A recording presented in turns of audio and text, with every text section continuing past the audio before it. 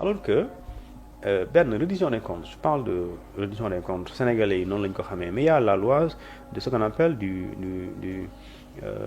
règlement la loi du règlement par exemple. mooy c'est la reddition des comptes. c'est la reddition des comptes. waaw c'est-à-dire que. loolu benn la rek waaw dafa war a am. nekkul dafa mën nañ ko amal. dafay am.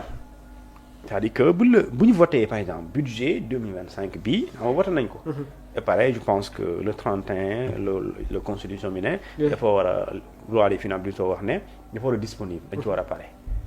léegi 31 décembre 2024 31 décembre 2025 avant 31 boobu balaa ngay naan dañuy voté budget 2026 dafa war a am loi des règles du règlement des règlements plutôt léegi reddition des comptes mooy yéen ministres yi wala kuréel yi joxoon nañ leen ay budget ñu dajale ko mu nekk le budget de l'État du Sénégal annuel prévision yi léegi yéen lan ngeen ci def mooy reddition des comptes léegi li ngeen ci def tekkiwul ne forcément da ngeen sàcc wala da ngeen luubal parce que man sama ñàkk xam wala sama ñàkk xam priorité mën na ma dénk benn budget 100 000 nga ne ma toppatoo ci kër gi ma jël budget bi rek di ko jëndee ay mango di ko jëndee ay pompon di ko jëndee ay sifflet yàqu ma de sàcc ma xaalis bi mais est-ce que dugal naa ko fi ma war a dugal sa may jëndi loolu alors que xale yaa ngi xiif am naa pour un mois léegi su boobaa du question de détournement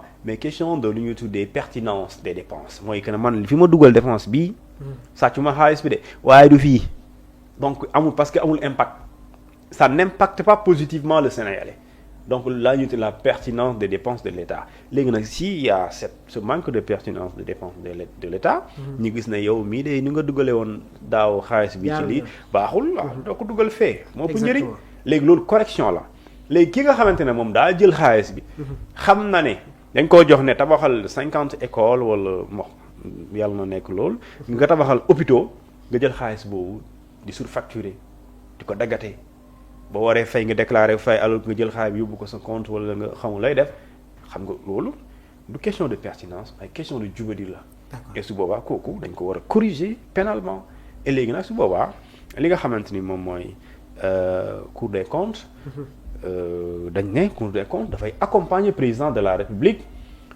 pour ci li nga xamante ni moom mooy comptabilité publique maanaam li nga xamante ni moom mooy mbirum xaalisu état mbirum trésor mbirum finance publique et cetera mbirum dette moo koy jàppale ci loolu moo tax chaque année mu produire un document ce document bi ñuy wax nii di xaar chaque année dafa war a am. Très bien. mooy Cour des comptes document bu muy publier nii ci kanam ñu naan da koy certifier. chaque année dafa war a am c'est-à-dire que man Sénégal man xaw ma li problème bi dafa war a am chaque année. léegi nag problème bi peut-être on n'en parlait pas les Sénégalais peut-être beaucoup l'ignoraient mais dafa war a am chaque année. rek dañ ko war a teg ci table bi ñu ne état wu Sénégal dépenses yaa ngi nii recettes yaa ngi nii dettes yi et cetera.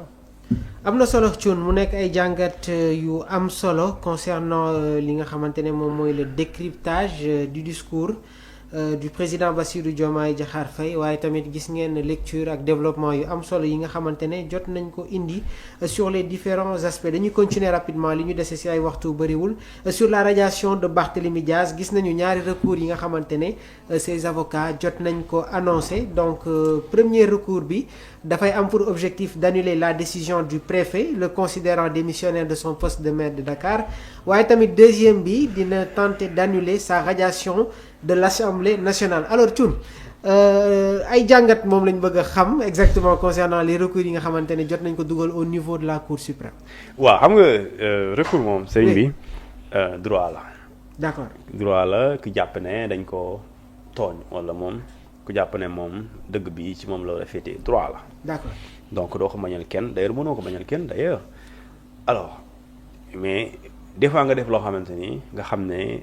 wala soit mu leer la du mujj fenn wala nga yaakaar ne du mujj dina la jox ndam te xamuloo ne du am ndam. Très bien. Moi je dis pas que du am ndam je dis pas que du am mais dama lay wax fait bu njëkk bi mooy pour annuler sa radiation sur la liste des députés dañ ne 61 de la constitution article 61 et 51 du règlement intérieur de l'Assemblée nationale daf ne député bi nga xamante ni da nga nekk ki ñu condamné ci pénalement et définitivement bu ministre de la justice bindee président de l'Assemblée nationale ou l'Assemblée nationale dafay ñàkk lu ñuy tuddee sa qualité de député maanaam dañ koy radier dañ koy génnee ci liste député yi léegi nag loolu soo ko comprendre mooy ñetti condition la ñetti condition bu ci manqué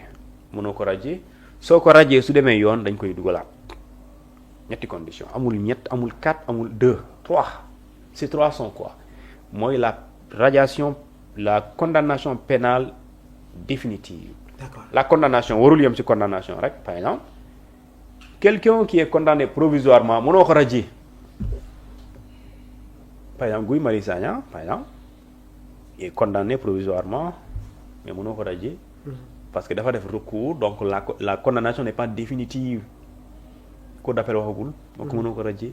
D'accord. Et pourtant 6 mois lañ ko ne avec sursis selon le jugement en première instance mais donc mën a appliquer parce que la procédure est en cours elle n'est pas encore épuisée les voies de recours encore moins non plus léegi nag ñu ne la condamnation dafa war a nekk une condamnation pénale et une condamnation pénale définitive. D'accord. Deuxième bi la troisième condition c'est que lettre demande bi dañu tuddee la demande de déchéance doit être faite par le ministre de la justice. Maintenant que ces 3 conditions sont réunies suñ ci sukkandikoo teg ci amul lu manqué benn kese bu manqué soo ko dàqee soo ko génnee ci liste bi su demee clamé dañ koy dugalaat parce que dañuy gis ne li war a tax mu amul mais nag fii ñetti yëpp am na donc boo ko génnee ci liste yi amul luñ ciy wax. Docteur aussi am na droit dem clamé léegi bu dee ci mbirum conseil municipal bi nga xamante ni préfet dafa attaqué la décision du préfet. xam nga il a attaqué d'abord.